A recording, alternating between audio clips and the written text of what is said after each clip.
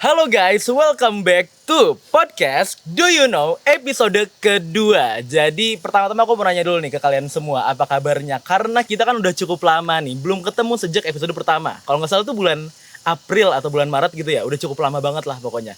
Kita belum ketemu dan kita setelah waktu bulan April atau Maret itu, kita kan udah cukup lama nih, udah cukup ada 2 bulan atau sebulan lah. Dan itu tuh udah banyak banget loh yang terjadi di sekitaran kita ini, di TB, di Indonesia, dan juga di dunia.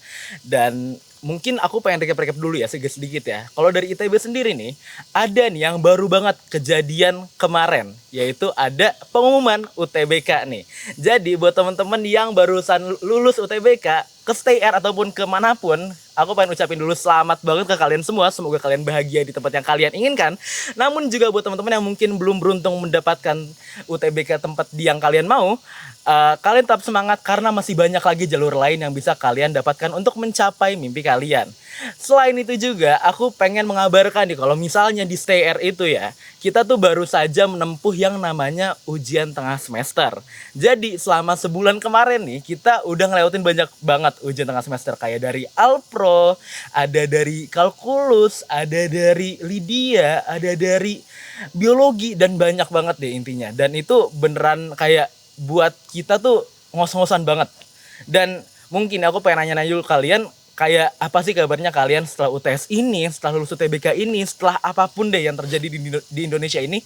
Semoga kalian baik-baik saja, semoga kalian sehat saja di rumah. Karena apa? Karena pada hari ini kita kedatangan seorang tamu yang sangat spesial, datang dari jauh-jauh kota Ganesha, kota Bandung, yaitu kita ada seorang Kaditya Rakan Pandiansa. Tepuk tangan semuanya. Yang di rumah juga boleh tepuk tangan.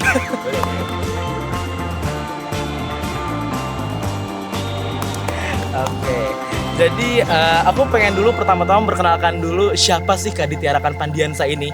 Kaditya atau yang pengen disebut sebagai Mas Kadit ini adalah seseorang mahasiswa dari jurusan Teknik Elektro angkatan 2023 di ITB yang sekarang sedang menempuh tingkat kedua ya.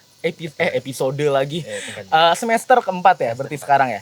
Iya, dan juga Kadit ini telah menempuh berbagai tantangan dan juga dia telah dia telah memenangkan nih, satu hal yang paling gong adalah dia telah memenangkan juara ketiga dari Clash of Champions-nya dari Ruang Guru. Pertama-tama kita tepuk tangan dulu buat Kak Kadit yang telah menangkannya. Mungkin udah tahun lalu ya itu ya? Sudah tahun lalu. Iya, dan juga beliau telah menjadi coach di Academy of Champions Ruang Guru juga. Iya, oke. Jadi memang banyak sekali hal-hal yang Kak Kadit telah lakukan dan juga telah tempuh yang membuat dia sangat patut untuk di-respect dan juga untuk dijadikan pedoman untuk kita semua. Setuju Kak Kadit? Iya deh. Iya, oke. Iya aja ya.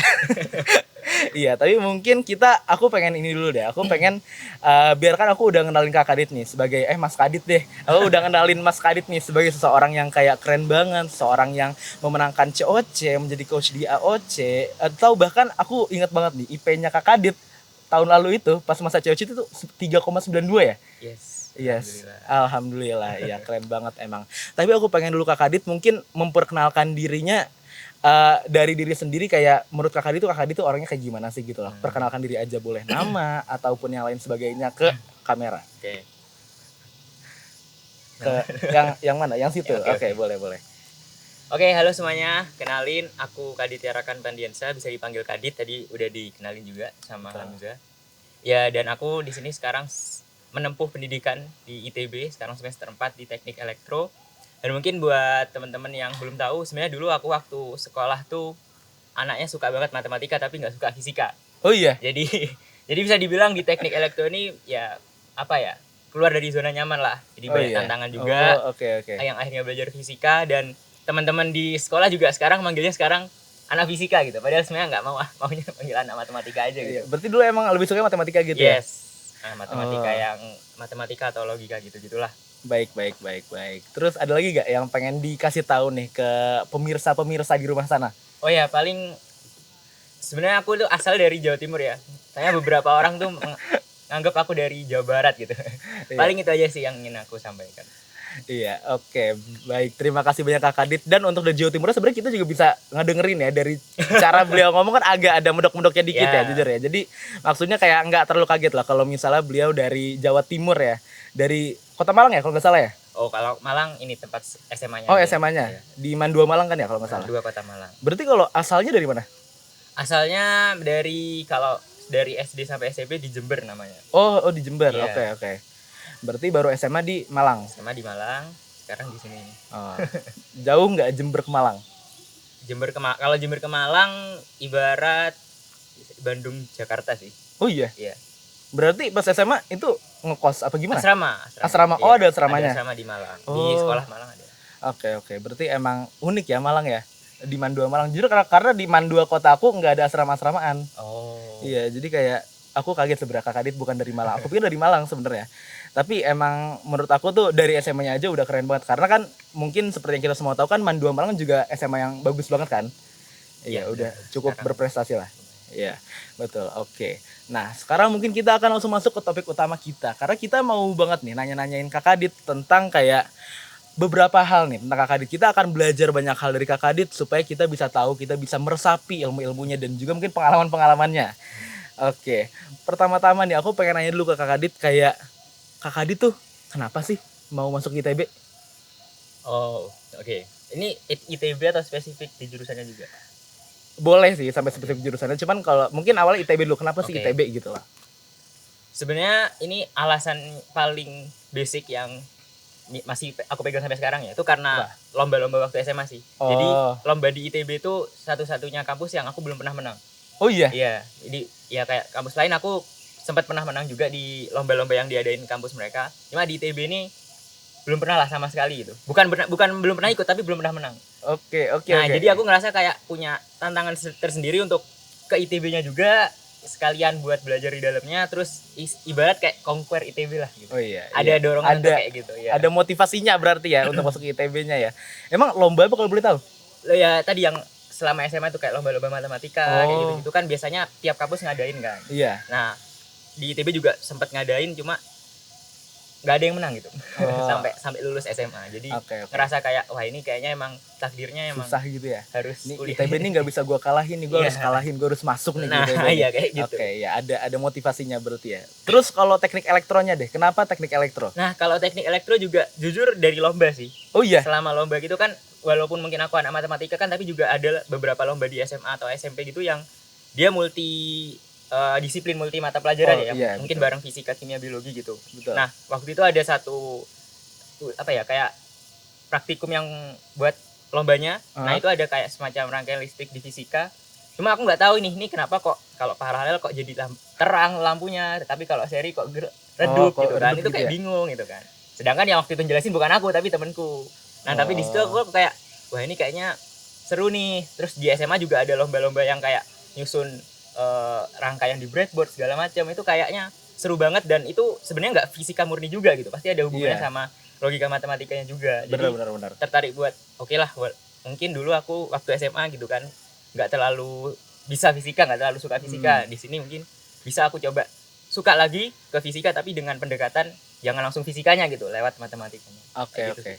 Berarti untuk oke, sekarang nih kan tadinya nggak suka fisika, masuk teknik elektro, Yes. jadi suka fisika. Ya mau gimana lagi? harus disukai ya. Bukan jadi suka fisika sih, tapi lebih udah terbiasa lah sama Oh, fisika. Jadi oke, kayak oke. ngeliat tuh kayak oh ya udah gitu. Hmm. Jadi terbiasa aja. Ya mungkin karena dulu kan kayak pas SMA tuh fisika tuh kayak baru ketemu gitu ya. Ya. Jadi kayak masih asing, masih kayak apa sih ini nggak jelas Dulu banget tuh, gitu kan. sorry ya dulu waktu fisika di SMA tuh kayak kita aku tuh nggak dapet ini gimana sih kok bisa kayak gini. Oh, gitu. insight-nya gitu ya, Iya, kayak sekarang waktu kuliah kenapa lebih mendalam. lagi dapet. Oke, emang berarti emang kenapa mau teknik elektro karena emang Kakak Adit tuh pengen tahu kenapa sih kayak elektro tuh kayak gini, Yes. insight fisikanya kayak gini, kenapa sih bisa lampu tuh nyala gitu atau gimananya. Iya. Oke, paham. Oke nih, terus kan berarti Kakak Adit nih dalam masuk ke teknik elektro kan harus masuk ke STI R dulu kan. Iya. Nah ini adalah fakultas kita teman-teman. Ini kalau misal boleh dilihat nih jakangnya, ini jakang baru teknik elektro. Jakang STI R 2024, ini jakang STI R 2023. Iya. Oke, jadi emang berbeda ya, sama-sama biru, sama-sama 165 tunjukin. Oh ini. Oke, lihat Kelihatan. 165. Oke. Nah, oke. Jadi aku perlu nanya-nanya nih. Kan Kakak Dit tuh masuk ke Stay Air dulu ya. Ya. Nah, gimana sih first impression saat di Stay Air?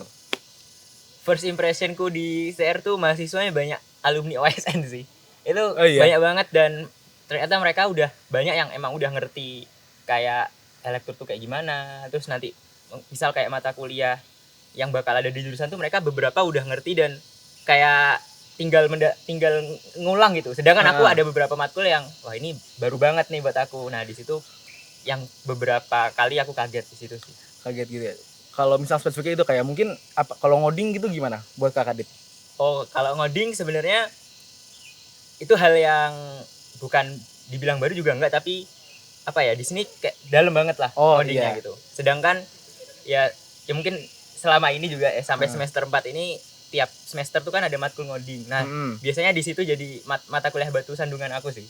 Oh, berarti emang jagonya di ngoding? Enggak, batu sandungan tuh kayak yang bikin kayak batu sandungan. Yes. Oh, kesandung nih batunya. Nah, kayak Oh gitu. iya, itu jadi yang kayak tantangan lah buat Kakak Dit masih lah. jadi tantangan besar lah. Oke. Tapi IP-nya gede-gede aja berarti bisa dong. Alhamdulillah. Alhamdulillah. Masih dibantu lah. Oke. Baik. Terus nih kan Kak Adit pasti punya ekspektasi kan sebelum masuk ke Stay Air tentang kayak Stay Air nih pasti menurut aku tuh kayak gini. Ternyata pas masuk kuliah tuh kayak ternyata dia begini. Ada nggak sih kayak perbedaan kayak apa sih yang beda dari ekspektasi Kak Adit sama realitanya gitu di Stay Air? Ini tentang apa ya, bebas lingkungan akademiknya atau Bebas deh, lingkungannya boleh, akademiknya boleh. Oh, kalau menurutku yang apa ya, bisa dibilang ekspektasi tapi nggak sesuai gitu kan, atau beda gitulah ya. Tentang lingkungan belajar sih, belajar aku mungkin ekspektasinya kayak wah ini kayaknya bakal santai nih, maksudnya nggak terlalu kejar-kejaran lah gitu kan, santai nih kayak ya udah paling hari ini ada mata kuliah ini ya udah belajar santai buat ujian gitu segala macam. Ternyata yang terjadi adalah ada beberapa orang yang bahkan sampai ujian besok ini belajar sampai jam 2 malam gitu kan. Nah, itu kadang kayak wah ini aku shock banget nih kok sampai kayak gini. Cuma kan aku sendiri dulu waktu SMA juga kayak udah ditanemin lah kalau misalkan besok mau ujian tuh jangan tidur malam-malam karena nanti malah ujiannya pusing atau segala macam, malah lupa.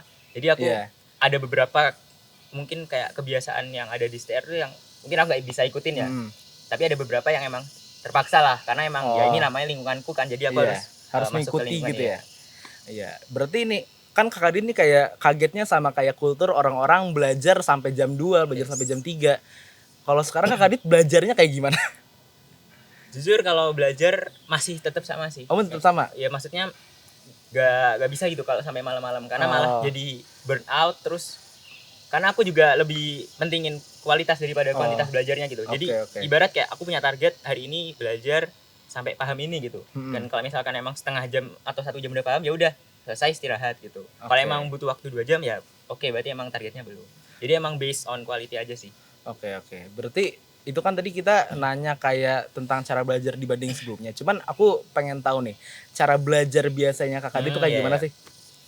Kalau cara belajar ya pasti kan kita ya nggak mungkin mau membohongi orang lain ya. Kita kan pasti tujuan utama pasti UTS UAS kan. Betul. Karena persentasenya paling tinggi kan, paling besar gitu. Kalau dari aku sih biasanya cara belajar benar-benar harus ikutin kelas, ikutin materi itu dari awal banget. Jadi biar nanti waktu mau ujian atau UTS atau UAS atau ya kuis segala macam, itu udah nggak ngulang dari awal banget gitu, udah siap. Ibarat kayak misal setiap hari ada kuliah tuh belajar dulu, maksudnya di kelas dulu, terus nanti di review dikit-dikit lah tadi apa yang mungkin kayaknya bisa dicari, gitu bisa ya? di searching, bisa diulik gitu ya. Atau mungkin kalau misal ada sempat nanya ke dosen langsung nanya aja gitu. Terus aku juga sebenarnya orang yang nggak terlalu ingin kuis nilainya bagus gitu. Tapi aku orang yang kalau misalkan ada kuis aku cuma ingin tahu apa materi yang aku belum paham di kuis itu. Biar nanti waktu UTS bisa lebih maksimal. Berarti tuh kalau buat kuis nih, ada kuis, berarti Kakak Adit tuh bukan orang yang belajar buat kuis gitu ya? Bukan nggak belajar, tapi kayak nggak terlalu effort banget gitu. Maksudnya aku tahu buat kuis nanti materinya ini. Ada apa aja, terus ya udah nanti kita lihat waktu kuis keluarnya ada apa aja gitu. Kan nanti pasti ada dapat yang nggak bisa sama sekali atau mungkin nggak teliti. Nah, itu bisa dibuat pelajaran lah nanti gimana buat di ujian tengah semester atau UAS lah. Oke. Berarti ini kalau misalnya aku bisa rangkum di kepalaku nih. Kak Adi tuh untuk kuis ya setidaknya tuh berarti cuman kayak ngelihat materinya, mungkin baca-baca dikit materinya, terus masuk aja kuisnya melihat apa sih yang aku belum paham, apa sih yang aku belum bisa gitu ya.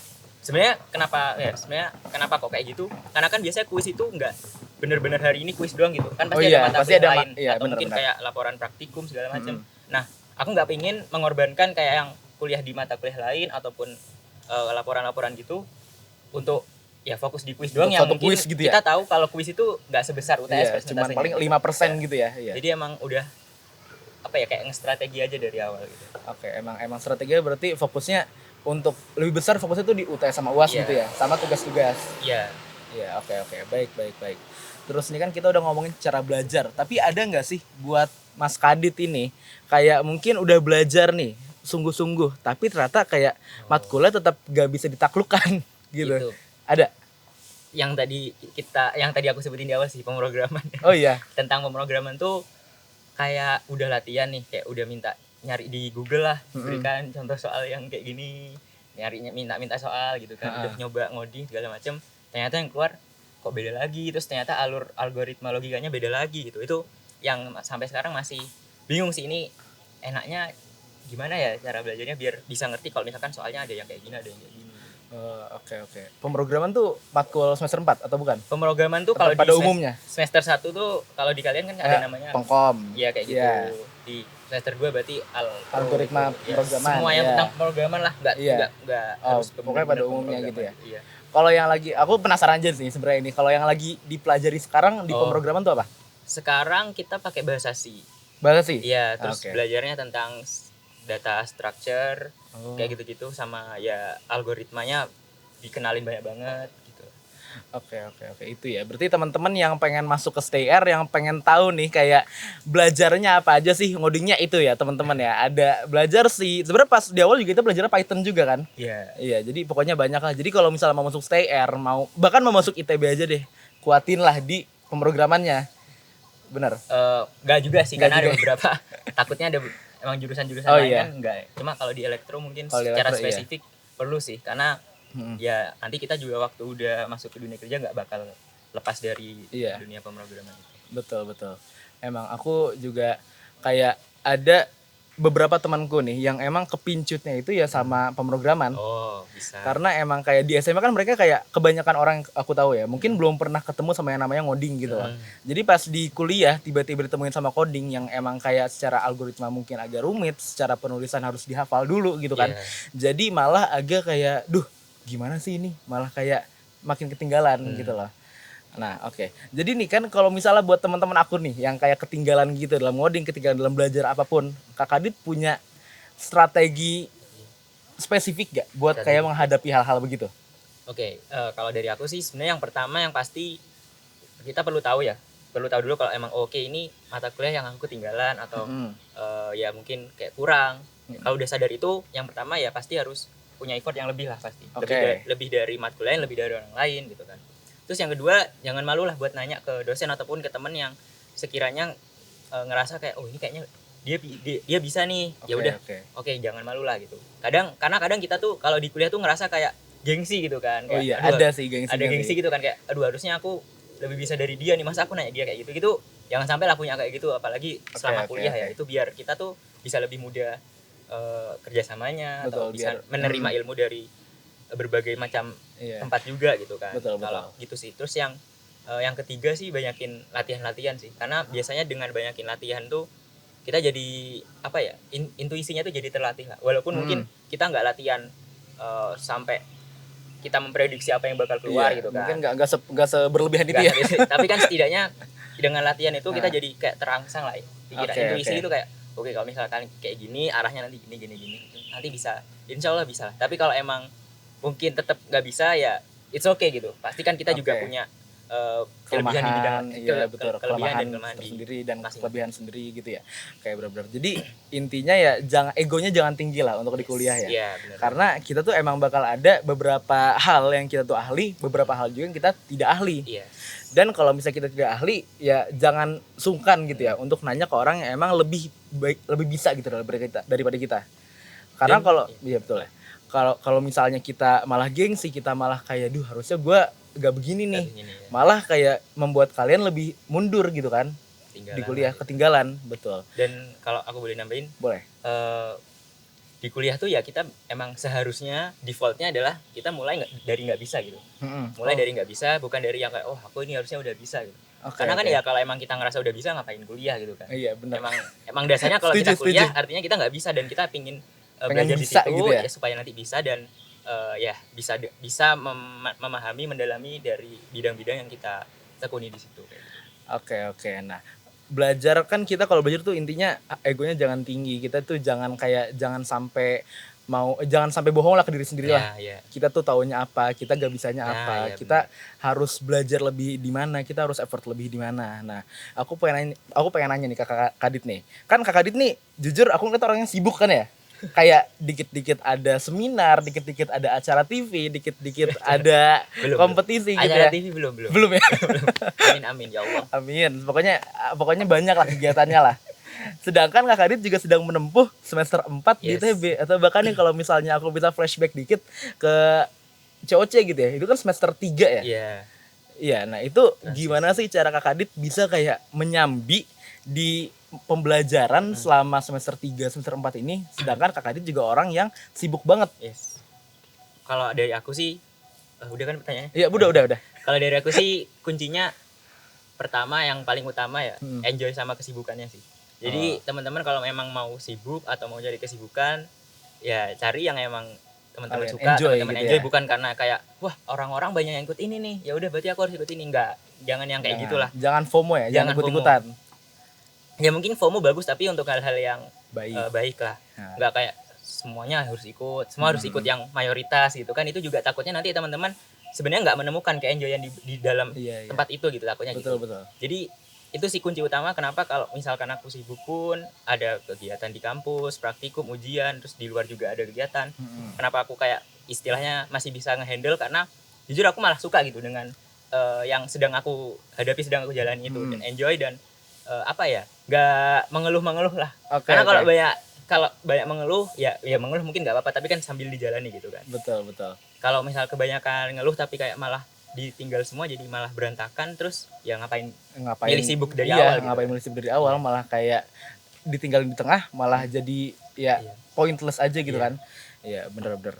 Jadi tuh emang kayak intinya kalau nyari kesibukan tuh ya di kuliah apalagi nih karena kan kuliah aja pada dasarnya tuh kan sibuk ya. Iya, udah. Kayak praktikumnya banyak, tubesnya banyak, UTS-nya banyak, UAS-nya banyak gitu kan. Iya, bener. Intinya carilah kesibukan yang emang kalian enjoy biar kalian tuh ya ngejalanin kesibukannya tuh bahagia. Kalian punya tujuan gitu loh. Betul? Yes. Iya. Berarti aku mau nanya Kak Kadit nih spesifik. Berarti Kak Kadit nih selama kayak ngejalanin hal-hal kesibukan ini Kak Kadit enjoy banget kan ya? Sampai sekarang alhamdulillah masih enjoy dan ya teman-temannya juga masih aman lah, masih aman. Di TB kayaknya alhamdulillah lingkungannya masih saling mendukung gitu lah. Walaupun mungkin sekarang udah pada pusing karena bener. udah mulai tingkat yang tinggi kan. Iya. Udah mulai ya oke lah nggak apa-apa tapi tetap bareng-bareng lah gitu ibarat. Oke. Nah ini kan tadi kita udah ngomongin tentang kayak tingkat yang tinggi, udah banyak banget kayak hal-hal yang susah di STR. Nah aku pengen ngomongin nih yang susah-susah di STR. Kan banyak nih, terutama buat mungkin teman-teman angkatan aku yang lagi semester 2 sekarang mungkin lagi belajar PAR atau kalkulus gitu ya. Nah kan aku tahu banget nih Kak Kadit nih jago kan di PAR kan. Alhamdulillah ya. Alhamdulillah. Oke. Jadi aku mau nanya ke Kak Kadit kayak ada nggak kayak mungkin cara-cara khusus untuk masukin gitu konsep-konsep sulit terutama mungkin kayak di mata kuliah yang sulit-sulit di STR mungkin terutama buat yang semester 2 ini nih. Cara masukin kepalanya tuh kayak ada cara khususnya gak menurut Kak Kadit? Kalau ini secara khusus di mata kuliah apa atau secara general? Oke, aku mau khusus deh. Misalnya di PAR. Misalnya di PAR. Oke. Kalau dulu yang aku lakuin sebenarnya yang pertama ya. Sorry, ini sebelum yang aku lakuin. Yang pertama banget nih. Kita kan emang gak bisa milih dosen. Kita nggak bisa nyalain dosen atau mungkin kayak ngerasa kayak lu di kelas itu enak dosennya ini atau mungkin di kelas itu enak asistennya siapa gitu. Betul. Dan kita sebenarnya dari awal nggak bisa kayak gitu. Karena emang ya kuliah dari kita yang butuh kita gitu. Jadi kalau misalkan kita ngerasa dari pengajaran kurang berarti emang kita yang harus aktif gitu. Aktif nyari di tempat yang harus kompensasinya gitu lah. Iya, betul. Terus kalau di PAR sendiri secara khusus Karena ada buku kan, Iya. ada buku namanya Sadiku itu. Oh iya benar Alexander. Sadiku, iya.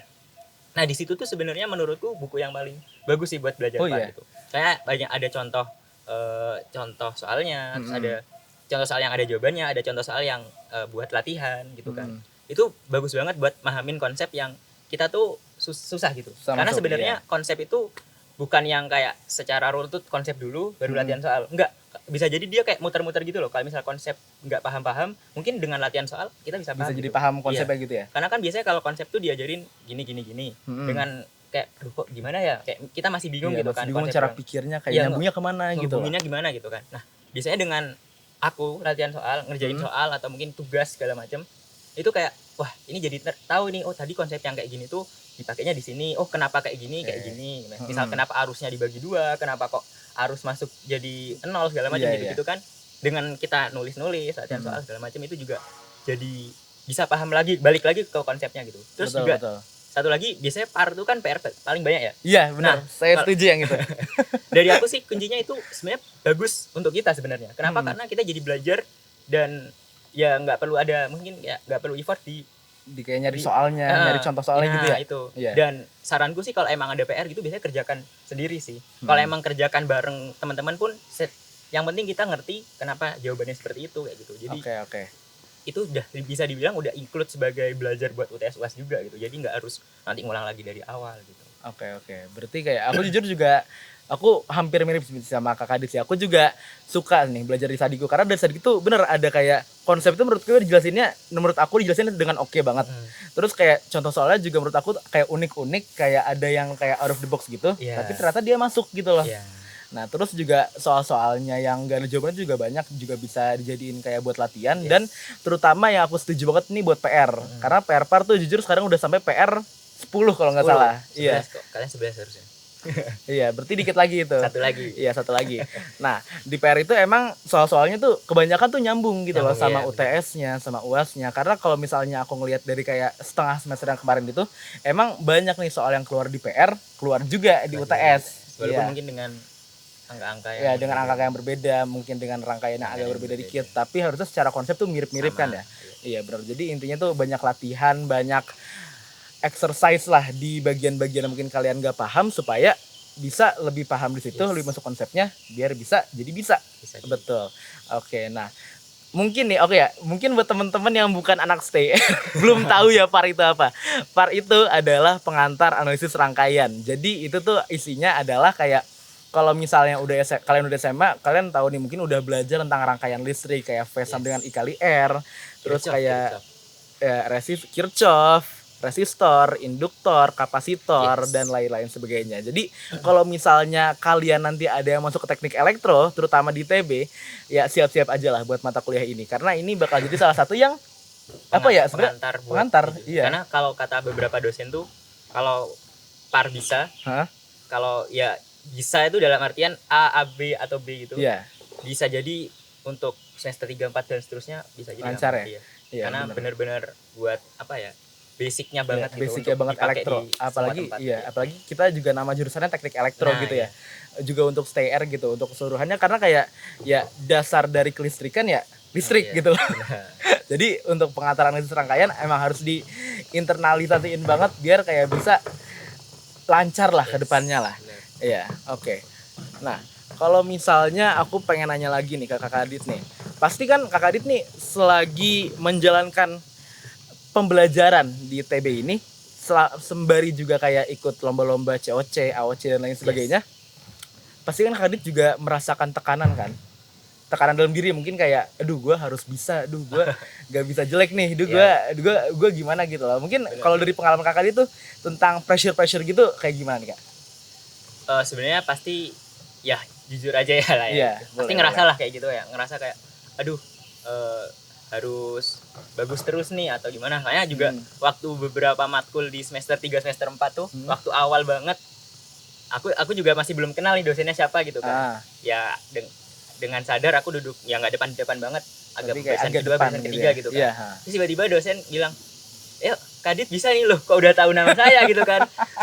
Udah terkenal. Sejak kapan ini mengenalkan diri? Berarti kayak ngerasa aduh kayaknya ada pressure nih, ada ekspektasi juga nih dari dosen segala macam gitu kan. Tapi ya sebenarnya balik lagi itu juga kalau emang ngerasa ini bakal bikin tambah pressure terus malah jadi nggak enjoy gitu, jadi nggak enak juga gitu kan. Oke, benar-benar. Dan itu juga sebenarnya alasanku selama semester 3-4 ini nggak pernah duduk depan lagi. Oh iya, jadi di belakang terus. Iya, nggak di belakang Enggak. banget, yang belakang tapi setidaknya masih kelihatan lah gitu. Oke. Terus ya buat ngehandle pressure-nya gimana, ya sebenarnya kita perlu sadar sih kalau tiap orang tuh pasti punya kayak overthinking terhadap diri mereka masing-masing gitu. Nggak mungkin semua orang tuh mikirin ke kita seorang gitu kan. Itu juga nggak mungkin, karena mereka pasti punya waktu yang lebih banyak untuk memikirkan diri mereka sendiri gitu. Ya. Ya kita lihat diri kita sendiri lah, seberapa sering kita overthink tentang diri kita sendiri. Pasti orang lain juga sama kayak gitu. Nah, setelah aku menyadari kayak hal-hal kayak gitu dan ya ngelihat kayak pressure yang diterima orang lain, jadi aku ngerasa kayak oke lah, aku enjoy aja di sini, apapun yang dijalani ya udah, jangan sampai malah ngerjain sesuatu karena takut gitu takut ya. salah, takut gagal gitu. Ya takut ekspektasi orang jadi turun gitu kan. Ya udah nggak apa-apa, kalau emang kita nggak bisa ya udah nggak apa-apa gitu, jangan terlalu dipaksa ya. Berarti orang-orang jadi tahu, oh ternyata dia tidak emang nggak alien itu. Iya, benar-benar. Emang nggak se-OP gitu, nggak seimba itu lah gitu ya. Karena dengan menunjukkan kita punya kelemahan itu sebenarnya malah lebih baik gitu. Jadi orang-orang lebih kenal kita dengan seperti ya manusia-manusia pada umumnya, dan malah lebih bisa dekat dengan mereka gitu, dengan betul. Dengan kita dengan kita nggak takut dengan kelemahan kita sendiri gitu. Benar, dengan menunjukkan kelemahan kita ke orang-orang, kayak dengan kita nggak takut lah buat nunjukin kelemahan kita ke orang-orang, ya kita nunjukin ke orang-orang juga kalau misalnya kita tuh manusia gitu ya. Mungkin walaupun kayak kita punya beberapa hal seabrek-abrek yang kayak mungkin orang-orang kagumi, cuman kayak pada akhirnya dasarnya kita juga manusia. Kita juga orang yang punya kelemahan, kita orang yang punya ketakutan gitu ya. Jadi kayak jangan terlalu terlalu mengagungkan lah gitu bahasanya. Betul. Oke. Nah, kan dari tadi nih kita udah ngomongin tentang akademik kan. Sekarang aku pengen geser dikit. Tentunya kan di TB tuh untuk survival ya, untuk bisa selamat di TB kan tentunya nggak cuma harus bisa di akademik doang dong. Harus bisa juga di non akademiknya. Aku pengen nanya dikit deh ke Kak Kadit mungkin tentang kayak di non akademiknya Kak Kadit tuh di TB tuh aktif di mana aja mungkin sekarang? Oh, kalau sekarang non akademik sekarang lagi nyiapin buat osjur kalian sih. Oh iya, aduh. Tapi ya udah paling segitu aja informasinya. Oh iya. Kalau yang lain sebenarnya sempat ikut, tapi udah pada selesai kayak kepanitiaan gitu loh. Oh iya. Udah pada selesai, udah sisa ya mungkin buat LPJ-nya atau segala macamnya gitu. Sebenarnya kemarin sempat ikut, tapi sekarang ya udah tinggal itu tadi itu. Yang lain udah sempat selesai. Oke. Aku sebenarnya tahu sebelum-sebelumnya aku pernah denger gitu. Kakak dia tuh cukup aktif kayak di Gamais mungkin ya, atau mungkin di komunitas Islam ITB Salman atau di mananya. Itu benar? Iya, itu dulu waktu TPB sih. Oh, TPB. Iya, semester 1 2. Oh, aktif di Gamais atau di mana? Itu di Gamais yang wilayah yang punya stay aja. Oh, Gamais yang stay doang. Apa sih? M-stay ya kalau nggak salah ya. Oh, Kakak Dit sebagai apanya? Ketua mungkin? Iya, ketua angkatan ya. Oh, ketua angkatan M-stay. Berarti sangat religius ya Kakak Dit ini ya. Gitu, keren. Tepuk tangan buat Kakak Dit. Tidak seperti itu. Oke nih. Nah, aku udah tahu nih Kakak Dit berarti kan gak cuma aktif di akademik doang, tapi juga di non akademiknya sangat aktif kan, sangat berbaur, sangat punya kegiatan kepanitiaan dan lain-lainnya. Menurut Kakak Dit nih, Kakak Dit punya tips gak buat orang-orang yang mau masuk ITB nih, untuk kayak gimana sih cara memaksimalkan mungkin di non akademiknya gitu? Oke, yang pertama aku tuh biasanya mendefinisikan dulu lah tujuan kita kalau mau ikut non akademik itu apa gitu. Objektifnya apa? Apakah mencari pengalaman, apakah mencari relasi, apakah mencari soft skill, apakah mencari apa gitu kan. Pasti tiap orang beda gitu. Dan kadang tuh kita tuh kalau masuk kuliah, kita tuh kayak kena doktrin ya ibaratnya. Kena doktrin tuh kayak kalian tuh kuliah harus cari relasi ada stigmanya lah gitu loh.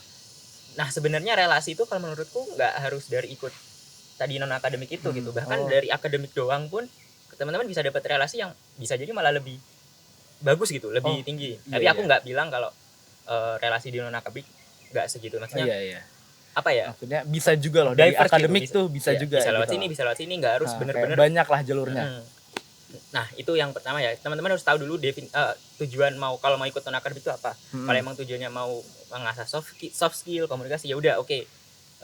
Kalau udah masuk suatu tempat yang non akademik itu tadi, fokusnya di situ gitu, jangan sampai kemana-mana.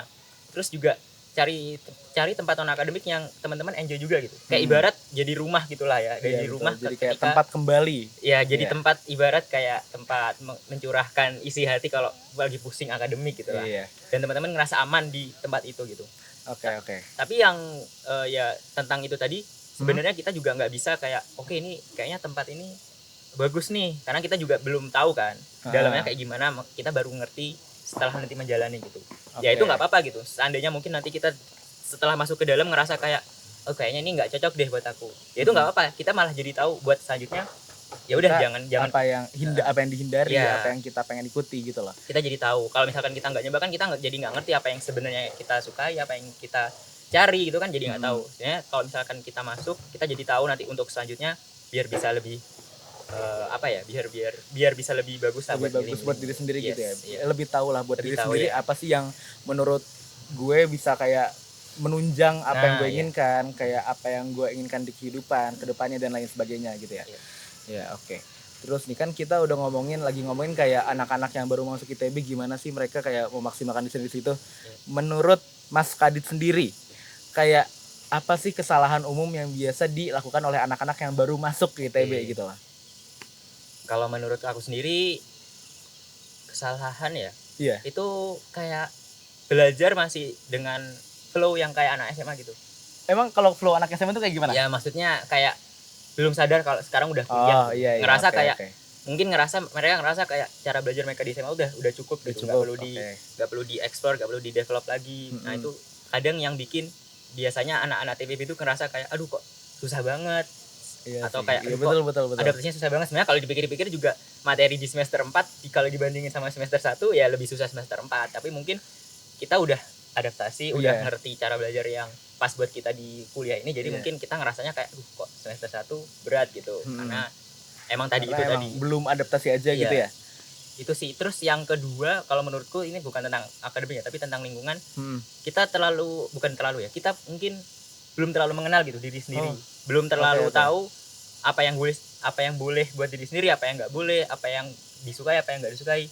Dan mungkin bisa jadi kayak udah tahu tapi kayak gimana ya? Masih belum mau mengeluarkan gitu. Belum menaati diri sendiri gitu. Iya. Jadi kayak ikutin kalau orang-orang kebanyakan kesini ikut kesini, orang-orang masih kayak FOMO-an banget lah orangnya. Ibarat kayak nggak punya pendirian. Iya kayak pendirian gitu kan.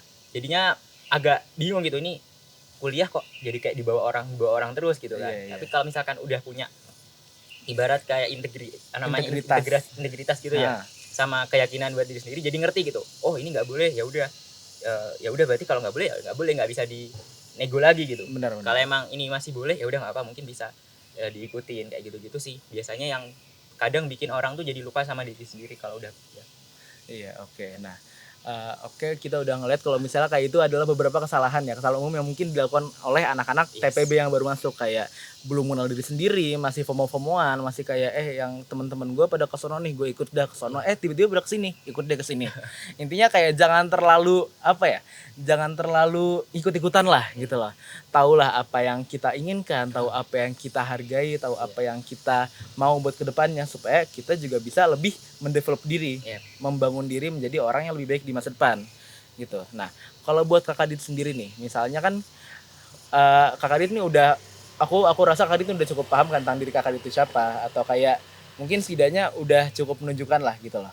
Nah Kakak Dit ini pernah nggak sih kayak melewati kayak masa susah selama di ITB ini, kayak apa struggle-nya atau gimana gitu loh? Jujur masa susah waktu kuliah nih di semester 1-2 sih. Oh iya. Tapi bukan di bagian akademiknya, bukan di bagian lingkungannya, justru di bagian yang tadi aku sebutin itu, ngenalin diri sendiri gitu. Oh iya. Ternyata yang dulu aku kira waktu SMA aku udah ngerti dengan diriku sendiri, dengan apa yang aku mau, apa yang aku gak sukai gitu. Ternyata waktu kuliah tuh kayak ternyata aku belum terlalu mengenal diri sendiri gitu. Dan itu jadi susah banget karena aku jadi ngerasa kayak sekarang pun aku ngerasa kayak aku udah berubah banget gitu dari masa SMA dan sekarang gitu. Dan ya pada beberapa titik, bukan beberapa waktu aku ngerasa kayak aduh kayaknya aku pengen balik lagi deh waktu SMA gitu. Tapi ya kalau dipikir-pikir ya sekarang mungkin lebih berat, tapi lebih tahu lah sama diri sendiri gitu. Setidaknya lebih paham gitu. Iya. Dan itu yang dulu sempat kayak adaptasi atau pembenahan ekspektasi iya, gitu, pembenahan. apa development apa Heeh. gitu kayak mengulik diri sendiri. Karena juga dulu waktu masuk kuliah tuh banyak banget ekspektasi yang Mm-mm. sebenarnya kayaknya nggak perlu untuk punya ekspektasi itu dalam diri sendiri terhadap lingkungan, terhadap orang-orang sekitar gitu. Jadi kayak banyak banget ekspektasi yang tiba-tiba nggak sesuai, bukan nggak sesuai sih, bahkan tidak terjadi sama sekali Iya, ekspektasi kayak itu gitu. melenceng banget. Nah.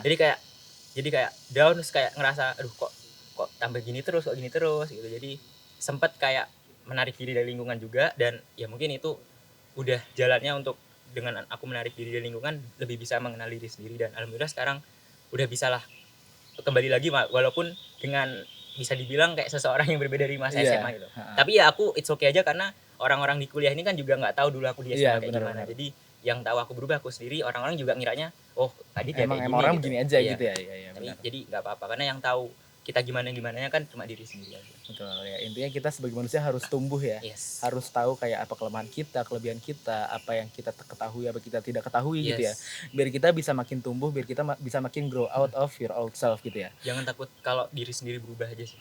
Karena itu udah pasti juga sih. Iya. Pasti. Intinya kehidupan tuh berubah ya teman-teman ya. Jangan takut untuk berubah. Nah, itu. Nah, sekarang aku pengen ngomong ini. Suatu hal yang mungkin jadi elephant in the room sebenarnya. Itu adalah masa Kakak Adit di COC. Oh, okay. Iya, kita mulai agak geser dikit ke kayak hal yang mungkin Kakak Adit ini lebih known as gitu loh. Seorang juara 3 di Clash of Champions Ruang Guru tahun lalu. Nah, aku pengen nanya dulu nih mungkin awal-awalnya. Gimana sih proses bisa kayak tiba-tiba ada gitu loh jadi peserta di COC? Kayak iya boleh gitu.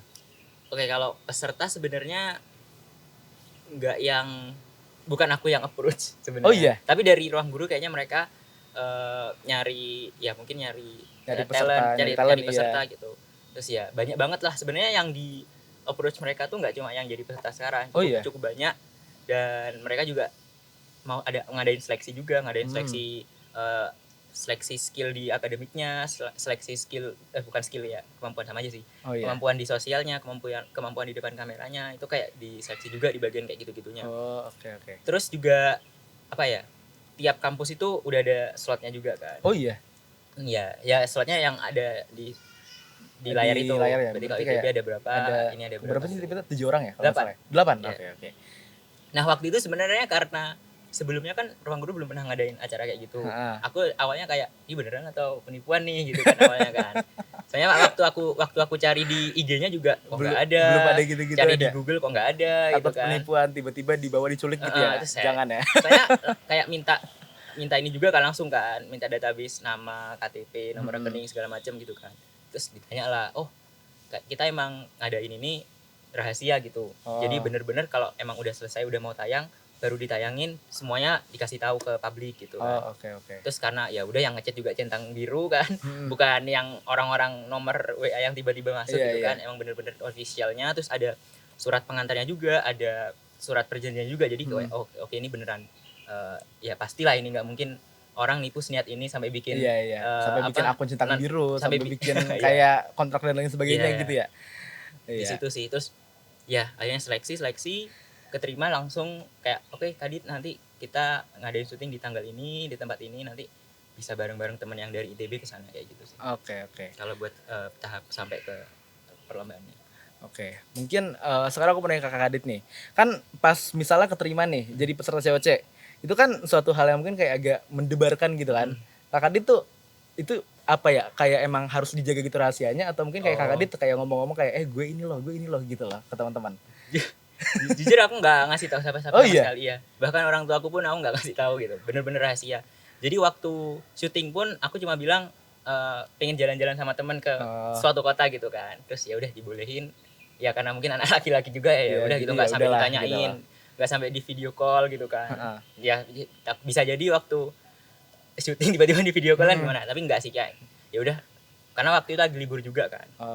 Kayak gitu sih, bener-bener dijaga. Terus ya kalau dibilang seneng atau enggak ya seneng banget lah, kayak rasanya pengen cerita juga kan. Tapi kayaknya lebih seneng lagi kalau orang-orang tuh kaget semua gitu, nggak yang bener-bener dari aku, nggak yang bener-bener dari cerita aku doang. Kayak tiba-tiba Dar nih muncul nih ada nih di TV nih, wah keren gitu loh. Nah itu kan aku ngerasa kayak wah kayaknya ini lebih bagus kalau disimpan buat di situ. Jadi ya aku senengnya tuh aku simpen 1,5 bulanan lah.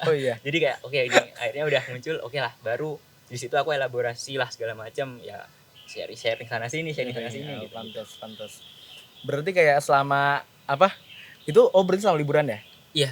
Oh, berarti Libur bukan libur semester, tapi kayak di semester 2 yang aku kemarin tuh ada kayak libur berapa hari gitu, tanggal merah. Aku pikir tuh kayak perlu sampai izin-izin gitu, nggak ada izin. Sebenarnya waktu itu sempat ada, wah enggak, kayaknya nggak boleh sih. Nggak boleh ya? Ya udah. Enggak, maksudnya nggak boleh, takut dosennya ketahuan. Oh. Biasanya waktu itu aku sempat ada yang bolos karena emang lolos sampai final kan. Ha-ha. Jadi bukan final, 3 besar, tapi 3 besar tuh harinya sama kayak final. Nah itu jadi kayak, aduh, ini besok ada ujian nih, spesifik ujian olahraga nih. Iya. Oh iya. Ujian lari. Latman. Bukan Apa latman, sih? lari luas Lari, gitu. iya. Terus, aduh gimana ya, apa aku mengundurkan diri aja ini di 3 besar gitu kan. Aduh. Terus aku ngerasa kayak, bukan 3 besar, waktu itu 6 besar. Oh iya. Apa aku mengundurkan diri aja besok ujian. Terus udah aku minta izin juga, ternyata gak bisa gitu karena dadakan kan. Terus aku tanya yang lain, ada nggak yang susulan juga? Oh ternyata ada. Oh berarti bisa kan? Ya udahlah nggak apa-apa, dimarahin aja nanti nggak apa-apa gitu kan. Oke. Tapi beneran sih, ya ujiannya nggak ikut, terus ikut ujian susulan, tapi ya tetap kayak kena ya. Tapi ya udah nggak apa-apa. Oh ya udah. Kan ada ini ya gantinya. Benar. Berarti pilihannya dua, antara ikut ujian lari atau ikut COC. Iya. Dan aku ngerasa kayak udah jauh gitu kan COC-nya. Ya mungkin ujian olahraga dimarahin, oke lah udah selesai masalahnya gitu. Kalau COC ditinggal kan nggak ada kesempatan lagi gitu. Iya, Ya walaupun kayak lumayan banget nih. Sempat mikir sih waktu itu sih. Sempat kayak aduh, mengundurkan diri kayak aneh juga gitu mengundurkan diri di akhir-akhir. Iya, mengundurkan diri untuk demi ujian lari doang. Maaf, Pak. Iya, gak apa-apa. Bapak kalau nonton like and subscribe ya, Pak. Jangan lupa. Oke nih. Terus kan udah melewati prosesnya di COC. Terus Kak Kadit menang nih ternyata, juara 3. Perasaannya gimana pas kayak menang gitu? Nggak menang sih. Oh enggak, ya maksudnya kayak dapet lah juara 3 lah. Perasaannya sebenarnya apa ya, nggak cuma seneng doang sih, lebih banyak perasaan lah, bisa seneng, bisa sedih, terharu segala macam, karena bisa dibilang itu tuh kayak penutup masa-masa aku yang waktu itu tadi aku sempat ceritain. Kayak apa ya, banyak ekspektasi yang gagal, yang bukan gagal kayak patah gitu lah ya. Iya, benar. Terus kayak akhirnya dapat kesempatan ketemu orang-orang yang aku sebelumnya nggak pernah lihat kan. Ya kan sebelumnya ya udah ngeliat teman-teman di kampus doang. Iya, benar. Kesana ngelihat 49 peserta yang aku nggak lihat di kampus, dan juga kru yang lain, kameramen segala macam. Kayak aku ngelihat ibarat kayak aku punya semangat yang baru lagi gitulah di sana gitu kan. Oke. Jadi bener-bener seneng banget. Bahkan sebenarnya kalau kamu sempat lihat aku nangis kan. Oh iya. Sebenarnya bukan nangis karena kayak gagal masuk final sih. Iya. Bukan karena beberapa orang nganggapnya kayak gagal masuk final terus kayak sedih gitu. Sebenarnya bukan itu sih, karena ya itu tadi aku ngerasa kayak wah aku udah jauh nih, udah berhasil buat apa ya, kembali lagi lah, berhasil buat bangkit lagi di sini gitu. Bisa jadi malah kalau juara 2 atau juara 1 malah lebih nangis lagi gitu. Iya sih, benar-benar. Jadi emang udah banyak, mungkin waktu itu emang banyak banget perasaan yang aku campur aduk gitu ya. Iya, udah kependem juga, udah campur aduk juga. Terus di sana kayak wah ini pas lah buat meluapkan gitu. Jadi ya pas banget di situ. Jadi ya senang banget juga sih tetap. Baik. Terus sebenarnya aku pertanyaan dari aku aja sih ini sih. Mungkin ini agak random juga. Pas COC kan itu episode pertama tuh baru yang dari Indonesia doang ya. Iya. Terus baru yang episode kedua tuh yang dari luar juga ikut. Iya. Tuh kaget gak? Sebenarnya apa udah tahu? Kaget. Oh iya. Kaget, tapi sempet apa ya, punya ada teori kata-katanya. gitu loh. Oh iya. Teori. Soalnya waktu itu di bagian ruang tunggunya peserta itu tuh ada kayak Hall of Fame. Oh. Iya. Apa prestasi-prestasi peserta gitu kan. Aku lihat nih kan yang dalam negeri ada 40. Aku lihat nih ini prestasinya ini yang ini. Yeah. Terus aku lihat ada satu prestasi yang dia tuh cuma punya satu orang, dan dia bukan anak dalam negeri, bukan anak universitas dalam negeri. Aku kenal dia. Dia tuh Kevin Liusbong. Oh iya. Ada Ico di situ. Nah aku kayak perasaan dia perasaan si gitu Ico yang punya medali ini nggak ada di sini deh orangnya gitu kan. Terus aku lihat lagi, coba cari medali yang lain, prestasi yang lain, ada juga Imo loh. Ini nggak ada di sini nih orangnya, siapa ini gitu kan. Terus jadi ngerasa kayaknya ini ada orang tambahan lagi deh gitu kan. Tapi kayak nggak tahu siapa yang bakal nambah, tapi cuma udah ngerasa kayak ini kayaknya bakal ada yang datang gitu. Oke. Emang berarti kayak udah ada teorinya, kayak bisa connect the dots lah gitu lah. Kayak ada yang prestasinya tapi kayak orang kagak di sini. Iya. Kayak bakal ada deh rombongan gitu loh, rombongan luar. Tetap shock tapi soalnya kan nggak ketebak juga siapa yang bakal Iya, yang iya. punya itu. Oke. Terus nih, berarti Mas Kadit dari kayak masa perlombaan di cewek-cewek ini, masa kompetisinya, apa sih yang Kak Kadit dapatkan gitu? Apa pelajaran terbesar Kak Kadit dapatkan dari mengikutinya gitu? Eh, Pelajaran terbesar yang bisa aku pegang sampai sekarang sih ya itu tadi yang sempat aku bilang di awal-awal tadi kita ngobrol, jangan apa ya, jangan malu buat tanya ke orang yang mungkin kita rasa harusnya aku lebih pintar dari dia Iya. gitu ibaratnya. Karena kalau kita ngerasa kayak gitu kita jadi nggak belajar jadi nggak belajar sama sekali gitu. Karena dengan aku ngelihat di COC itu orang-orang kan, aku ngerasa aku menempatkan diri di COC itu kayak orang yang biasa aja gitu lah. Di saat aku Oke lihat lah. ada orang yang kuliahnya di luar negeri, dari UI lah, udah mau lulus IPK-nya segini. Sedangkan aku waktu itu cuma semester 2 kan, baru Iya. ya. Jadi kayak wah, ternyata kalau misalkan aku memposisikan diriku sebagai orang yang mungkin biasa aja, aku jadi lebih bisa belajar banyak, lebih bisa ekspor banyak, lebih bisa apa ya, potensi itu lebih bisa keluar gitu. Daripada kalau kita udah ngerasa lebih baik dari yang lain, udah ngerasa ya udahlah yang lain tuh paling di bawahku, kayak ngerasa gitu lebih susah. Benar-benar. Itu sih Iya. yang paling aku belajar banget sampai sekarang. Baiklah, jadi kayak aku pengen mungkin reiterasi poin yang tadi ya, intinya ya mawas diri lah, tahu tentang kayak seberapa bisa dirimu, jangan sampai egomu ya menghalangi jalanmu mencapai kesuksesan gitu ya. Oke, terus nih dari di luar, aku mau keluar dulu dari cewek-cewek nih, kan udah cewek ini udah banyak nih topiknya nih, aku pengen keluar di luar dari cewek kompetisi akademik non akademik gitu loh. Kak Adit nih sukanya ngapain sih? Mungkin hobi atau kesukaan gitu loh. Biasanya ngapain? Kalau aku sih kesukaan ya main game pastilah ya. Oh iya, baik. Main gamenya apa? Waduh. Yang sekarang collab itulah. Apa tuh collab? Naruto itulah. Oh, PS. Bukan. Oh, bukan. Duh, gak tahu lagi. Oh ya, adalah. Gak tahu lagi apa ya.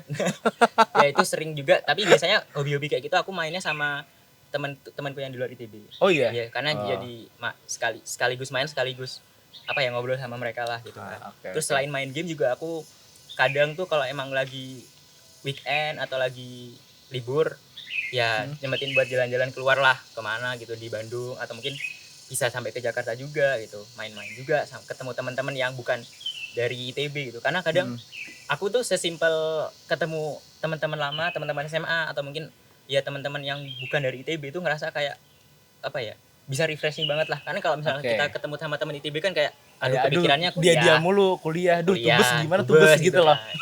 Kalau ketemu orang-orang yang ya, kalau ketemu teman-teman lama kan kayak wah ini jadi apa ya, lebih lega lagi gitu. Jadi mungkin refreshing gitu sih. Paling sesimpel kayak gitu sebenarnya buat aku ya. Kalau misalkan lagi pusing lah, butuh refreshing kayak gitu sih. Buat hobinya juga bisa dibilang hobi, juga masuk hobi juga sih itu. Ngobrol-ngobrol sama, hobinya ngobrol sama teman lama gitu ya. Biar kayak keinget masa-masa lama, masa-masa lebih bahagia gitu ya. sebelum ditempa oleh tubesan, tugas banyak, praktikum yang seabrek-abrek gitu ya. Iya, setuju.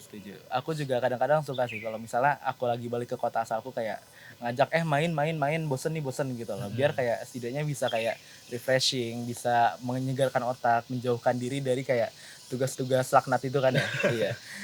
Nah, oke nih. Terus Kak Adit nih kan kita udah ngedengerin Kak Adit tuh punya banyak banget kayak skill-skillnya, kayak jatuhnya kayak misalnya banyak di akademik ya tentunya, non akademik juga banyak, ikut kepanitiaan dan lain sebagainya. Menurut Kak Adit nih seberapa penting sih mungkin kayak skill ini, atau mungkin lebih tepatnya soft skill gitu ya, soft skill kayak kepemimpinan ataupun kayak komunikasi dan lain sebagainya, menurut Kak Adit untuk setidaknya di kampus ini gitu loh. Kalau menurutku soft skill yang kayak komunikasi, manajemen waktu, manajemen ego juga kan, itu tuh sesuatu yang kita nggak belajar directly dari akademik, dari kelas gitu. Karena kalau aku waktu itu sempat ngobrol sama dosen juga, itu di ITB apalagi yang kita semua kan di bagian sains, bukan bagian sains, bagian teori ya, bukan yang kayak langsung praktek gitu kayak politeknik atau SMK gitu kan.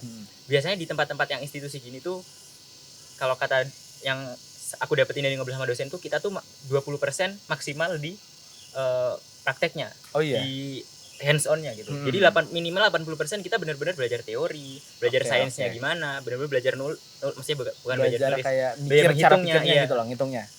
Jadi emang benar-benar apa ya, kemampuan-kemampuan yang kayak tadi itu, yang komunikasi, kerjasama juga itu benar-benar kurang lah kalau misalkan kita benar-benar mengandalkan di akademik doang, di kelas doang. Jadi emang butuh untuk mendapatkan mencari mengembangkan juga kemampuan kayak gitu di luar dari akademik, dan itu bisa didapatkan dari ya tadi non akademik bisa dapat, atau mungkin di luar dari kampus juga bisa dapat. Kita coba cari kesibukan di luar dari kampus gitu kan, itu juga bisa dapat. Dan itu penting. Kenapa penting? Karena ketika kita kerja, yang tadi 80% itu jadi 20%, yang tadi 20% jadi 80%, yang tadi aku sebutin gitu. Keren. Jadi emang kita harus udah nyiapin itu bukan setelah lulus, Mbak, justru, tapi emang selama kita kuliah, selama kita kuliah, belajar gitu ya. kita harus udah nyiapin gimana kerjasama. Makanya kan di ITB ada yang namanya tugas besar dalam kelompok, terus ada juga yang namanya presentasi kayak gitu-gitu. Itu ya mungkin kita ngerasa kayak oke, di situ kita belajar nih buat kerjasama, tapi itu kurang karena sebenarnya dengan tugas itu kita apa ya, justru itu dibuat sebagai pembuktian apakah kita udah bagus nih kerjasamanya atau belum gitu, bukan untuk belajar kerjasama gitu. Betul. Belajar kerjasamanya, belajar manajemen egonya di luar itu harusnya, karena kita udah dapat tugas itu, seharusnya kita udah siap dengan segala macam. Justru untuk membuktikannya kita bisa iya, gitu loh. Gitu. Oke, berarti emang sangat penting ya tentunya ya, terutama karena di dunia kerja ya kita bakal lebih banyak prakteknya dibanding kita kayak teorinya, yaitu yang banyak kita belajar di sini mungkin kayak nggak terlalu dipakai di luar sana gitu ya. Karena teori itu kan kadang banyak kita mengandalkan diidealkan gitu, kayak asumsinya ini nol, ini apa, asumsinya orang-orang ini adalah mesin gitu kan. Sedangkan kalau kita kerja kan semua manusia gitu, semua human, kita nggak bisa menganggap orang-orang ini adalah orang yang sama, mereka kelakuannya sama gitu kan, nggak bisa kan. Kayak gitu-gitu tuh perlu kita skill kerjasama, komunikasi, manajemen ego diri sendiri itu perlu banget kayak gitu. Oke, baiklah.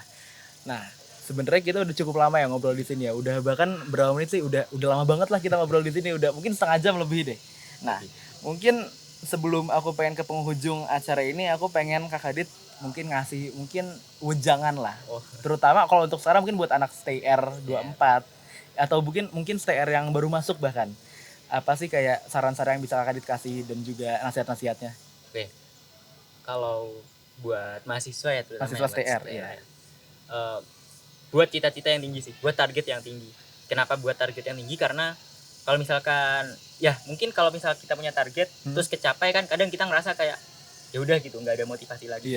Tapi dengan kita punya target atau cita-cita yang tinggi, kita tuh jadi selalu punya semangat untuk mencapai itu, selalu punya semangat untuk mengembangkan diri, belajar dari kesalahan segala macam. Itu penting banget sih, karena di kuliah itu kalau kita kehilangan motivasi dikit, kita kehilangan semangat dikit, kita tuh jadi mudah untuk mengorbankan sesuatu gitu. Mengorbankan sesuatu yang mungkin malah sebenarnya nggak boleh dikorbankan. Ternyata bisa berpengaruh banget ke masa depan gitu ya. Nah itu biasanya kalau menurutku faktor dari ya itu tadi, mungkin kita cita-citanya atau target kita itu harusnya kalau emang udah kecapai tinggikan lagi. Jadi emang kita harus selalu punya target yang baru ketika kita mencapai target yang sebelumnya. Jadi banyakin target, walaupun mungkin nggak kecapai nggak apa-apa, tapi kan selama kita berproses mendapatkan target itu kan kita punya motivasi yang tinggi, kita punya effort yang nggak main-main juga. Ya jadi apapun hasilnya, mau cita-cita itu kecapai atau enggak, setidaknya kita di situ belajar. Kita ada prosesnya. Kita mencapai sesuatu lah setidaknya lah.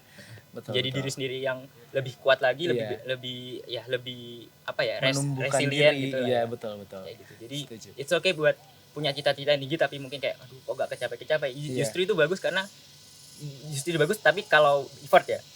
Itu karena kita kan ada proses di sana, tadi udah disebutin itu sih. Iya, walaupun kayak mungkin boleh lah, silakan bercita-cita tinggi banget, karena setidaknya kalaupun tidak tercapai kita udah hampir menuju tinggi gitu ya. Iya, betul, setuju. Oke. Terus mungkin kita akan menuju penghujung acara di sini karena kita udah cukup lama juga, dan aku pengen kayak mungkin Kak Kadit punya nggak pesan terakhir buat yang dengerin sekarang? Oke. Pesan terakhir kalau dari aku sih mungkin jangan takut lah untuk punya cita-cita tinggi tadi itu, karena kadang kalau misalkan kita punya cita-cita itu kita mungkin ngerasa ketinggian, dan sebenarnya yang terjadi adalah nggak ada cita-cita yang terlalu tinggi atau impossible atau segala macam gitu. Setiap orang tuh punya jalannya masing-masing, punya kesempatannya masing-masing. Jadi kalau emang punya kesempatan, punya jalan, itu jalani terus, dinikmatin juga prosesnya. Walaupun mungkin kita nggak mencapai cita-cita yang tinggi itu tadi, kita tetap sebenarnya mencapai banyak sekali hal-hal kecil yang kadang kita tidak sadari gitu. Jadi di situ kita harus tetap tetap berusaha, tetap bersyukur, tetap menyadari lah hal-hal kecil apa yang kita capai di situ. Jadi karena itu sebenarnya kunci yang membuat kita tetap hidup lah. Iya. Karena kan kalau misalkan kita kehilangan motivasi, kita jadi kayak ngapain sih? Ya, ngapain sih gue ngelakuin hidup ini? gitu loh. Iya. Ngapain ngelakuin Malah ini? hidup tuh berantakan gitu kan kalau misalnya kehilangan motivasi, betul. Jadi kayak cari sesuatu yang membuat kita tetap hidup lah selama kuliah ini. Bisa jadi dari motivasi, dari suatu kegiatan, dari suatu cita-cita. Itu penting banget untuk membuat kita tetap stay alive lah di perkuliahan ini. Baiklah, terima kasih banyak Kak Adit yang udah mau datang dan juga mau memberikan wejangan, mau menginformasikan banyak sekali hal, menceritakan tentang pengalaman di COC, menceritakan tentang pengalaman di Stay Air, dan juga banyak sekali hal yang kita pelajari dari Kak Adit hari ini. Mungkin kalau misal aku bisa rangkum sedikit tentang kayak apa yang kita pelajari pada hari ini, kita sudah mempelajari tentang bagaimana Kak Adit itu tumbuh gitu ya, dari MAN 2 di Malang, terus juga Kak Adit telah mencapai masuk ke ITB lewat jalur UTBK juga dengan kayak skor yang cukup tinggi, dan beliau juga telah masuk ke Stay Air melihat oh ternyata ekspektasi di Stay Air tiba-tiba begini, jadinya begini gitu loh. Tapi dengan melihat semua itu, melihat semua perbedaan itu, Kak Adit juga tetap resilient, tetap kuat, tetap percaya diri, tetap maju, mampu, bahkan hingga mencapai titik di mana Kak Adit nih bisa masuk ke kompetisi besar di ruang guru COC gitu ya. Dan bahkan sekarang telah mencapai suatu kayak mungkin ketenaran gitu ya. Ya, Jadi kayak udah cukup banyak lah. Kalau nggak salah followers Kak Adit di Instagram 300.000. Alhamdulillah. Ya. Alhamdulillah. Iya, dan juga kita telah belajar banyak dari gimana cara Kak Adit belajar, cara Kak Adit menghadapi tantangan, gimana cara Kak Adit tuh kalau misalnya ada pelajaran susah kayak gimana sih saran-sarannya, dan juga kita belajar terutama di akhir tadi kalau misalnya teman-teman semua janganlah takut untuk bermimpi tinggi, karena setidaknya walaupun cita-cita tidak dicapai, kita belajar banyak sekali hal, dan juga kita telah belajar kayak hal-hal kecil yang mungkin tidak kita sadari. Sehingga itulah mungkin penghujung dari podcast ini. Terima kasih banyak Kak Adit udah mau datang pada hari ini. Terima kasih banyak juga tim-tim yang telah membantu dalam podcast ini. Mohon maaf jika aku ada salah kata, jika yang lain ada mungkin kesalahan teknis dan lain sebagainya. Terima kasih banyak semuanya dan sampai jumpa nanti. Terima kasih banyak semuanya.